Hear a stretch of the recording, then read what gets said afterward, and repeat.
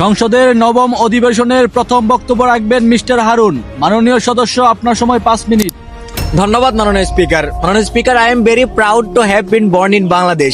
সবুজে মোরা বাংলার বুকে নদীর মধুর সুর, ইতিহাসের পাতায় জলে বীরত্ব গাথা অমর। রক্তে রাঙা স্বাধীনতার সে অমলিন গান, হৃদয়ে বাজে আজও তার অগণিত আহ্বান। শ্যামল মাঠ আর নীল আকাশ দ্বারা স্বপ্ন আঁকে দেশ বাংলাদেশ, আমার গর্ব, তার ভালোবাসার নিঃশেষ। কিন্তু অত্যন্ত দুঃখের সাথে বলতে হয়, কবির সেই কাল্পনিক কবিতার বাংলাদেশ আজ ধ্বংসের শেষ প্রান্তে। মাননীয় স্পিকার, আজ আমি গত 1 মাসে দেশে ঘটে যাওয়া কিছু উদ্বেগ ও লজ্জাজনক ঘটনার চিত্র তুলে ধরতে চাই।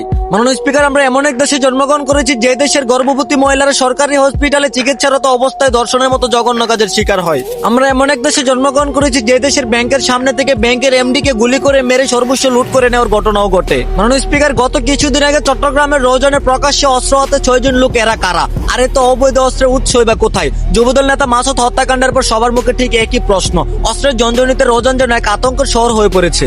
এদেশের সরকারি বাহিনীদের হাতেও ততগুলো অস্ত্র নেই যতগুলো অস্ত্র রয়েছে চোর ডাকাত আর ছিনতাইকারীদের হাতে। মাননীয় স্পিকার, রাজধানীর মতিঝিলে দিনে দুপুরে এক ব্যবসায়ীকে হাতে পায়ে গুলি করে $17,000 অর্থাৎ 21 লক্ষ টাকা হাতিয়ে নিয়েছে দুর্বৃত্তরা। আর একটা মানুষ কেমন নিঃস্ব করে চলে যাওয়া শুধু বাংলাদেশেই সম্ভব। মাননীয় স্পিকার, মিরপুরের সেই ছোট্ট রামেশার রেশ কাটতে না কাটতে বগুড়ায় ঘটে গেল আরেক হৃদয় বিদারক ঘটনা। মাত্র 6 বছরের নিষ্পাপ রাহামণি প্রতিদিনের মতো ঘুম থেকে উঠে প্রাইভেটে যাওয়ার পথে নিখোঁজ। কয়েক ঘন্টা নিখোঁজ থাকার পর প্রতিবেশীদের বাড়িতে মিলল তার কাটা দেহ। যে দেশে রামেশা হত্যার আসামিকে মৃত্যুদণ্ড দেওয়ার পরও আপিল টাপিলের বাহানা দিতে পারে, সে দেশে একের পর এক এসব ঘটনা ঘটে যাওয়া তেমন দোষের কিছু না। মাননীয় স্পিকার, বাংলাদেশে পাসপোর্ট অফিসে ভোগান্তি, সরকারি হসপিটালে দুর্নীতি, চামচাদের 500 টাকা ঘুষ দিতে পারলে সিরিয়াল থাকে সবার ঊর্ধ্বে, আর দিন মজুর খেটে খাওয়া মানুষেরা থাকে সব ক্ষেত্রে পিছিয়ে।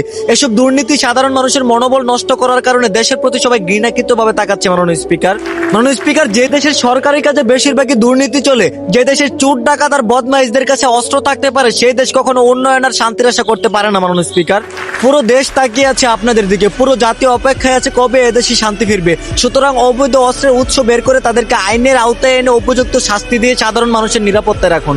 ধন্যবাদ মাননীয় স্পিকার।